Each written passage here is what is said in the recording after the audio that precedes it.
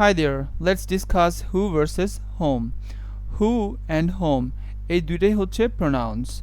তো আমরা কিভাবে who and whom ইউজ করব একটা সেন্টেন্সের মধ্যে। who এর পরে verb বসে এবং এটা দিয়ে বোঝায় যে একটা সেন্টেন্সে কে অ্যাকশনটা করবে। For example, who is coming to the party? পার্টিতে কে আসছে? or who call me? আমাকে কে কল করেছিল? এখানে যদি খেয়াল করেন আপনি দেখবেন যে who এর পরে আমি ডিরেক্ট ভার্ব ইউজ করছি, প্রেজেন্ট, পাস্ট অথবা সেটা ডিপেন্ড করবে যে আপনি কোন টাইমে কথা বলছেন। On the other hand home, হোমের পরে ভার্ব বসে আর হোমের আগে প্রেপোজিশন বসে। For example, with home are you going to the party?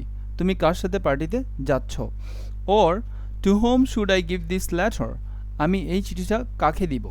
So এখানে আপনি যদি খেয়াল করেন তাহলে দেখবেন যে আমি হোমের আগে প্রেপোজিশন ইউজ করছি অ্যান্ড হোমের পরে ভার্ব ইউজ করছি। সো আমরা এভাবেই হু অ্যান্ড হোম ইউজ করতে পারি কোনো একটা সেন্টেন্সে, এবং আমরা সাধারণত হু অথবা হোম ইউজ করে থাকি কোয়েশ্চেন তৈরি করার জন্য, and they are both pronounce. I hope you understand how to use these two WH questions, and thank you very much for watching. Happy learning.